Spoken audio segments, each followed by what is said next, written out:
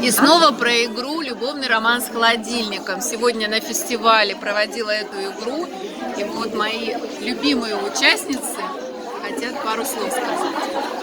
Да, я на эту игру пришла не случайно, потому что я не скрою того, что я пришла, в общем-то, на ведущую, не столько на игру, а сколько на ведущую, потому что я участвовала в мини-марафоне и хотела выиграть, да, и участвовала в этой игре, да.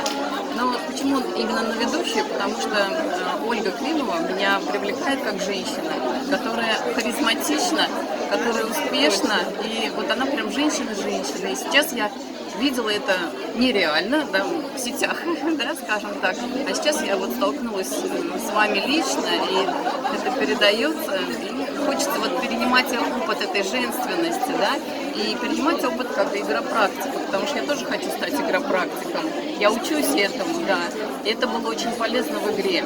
А если про роман с холодильником, да, то здесь как бы я на пути к тому, что на уровне мысли я проработала это, то есть я знаю разумом, осталось приручить тело, и некоторые шаги я уже делаю, осталось дальше действовать и идти. Спасибо, Ольга, за игру.